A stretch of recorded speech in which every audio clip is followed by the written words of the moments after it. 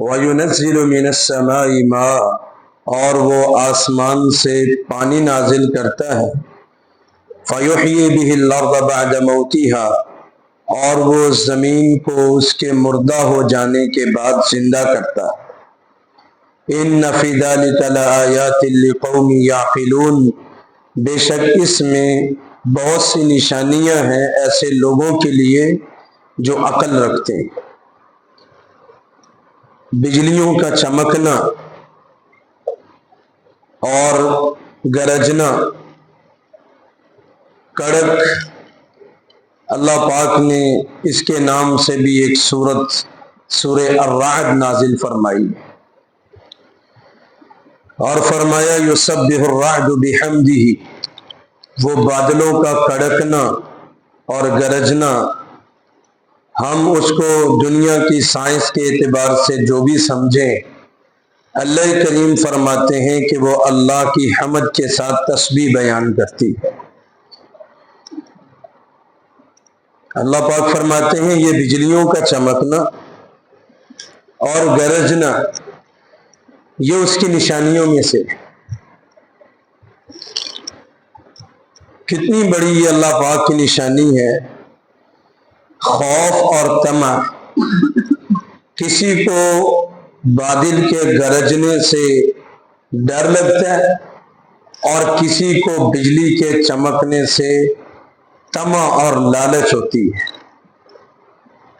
کسی کو ڈر ہے کہ میری فصل خراب نہ ہو جائے، کسی کو طمع ہے کہ میں نے پانی لگانا ہے، چلو میرا پانی بچ جائے گا۔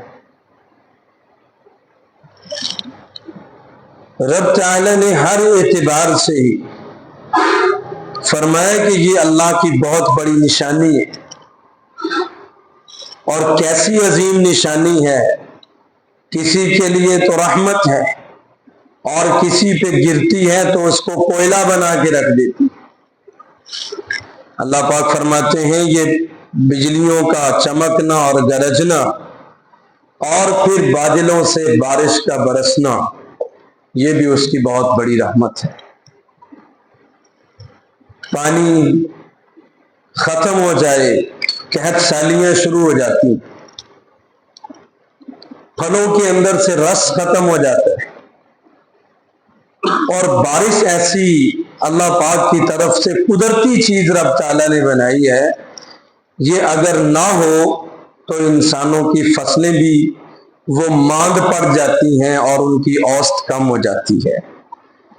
اللہ پاک فرماتے ہیں بارش کے برسنے سے مردہ زمین کو زندہ کر دیتا ہے، مردہ زمین کو زندہ کر دیتا ہے۔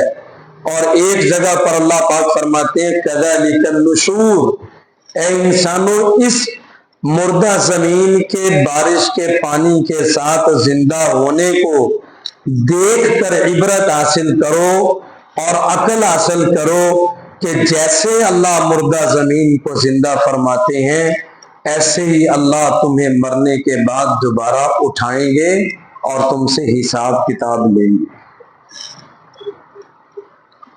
ان فی ذلک لآیات لقوم یعقلون، دنیا کائنات میں انسان تو سبھی ہے، سب کے سامنے بارش برستی ہے۔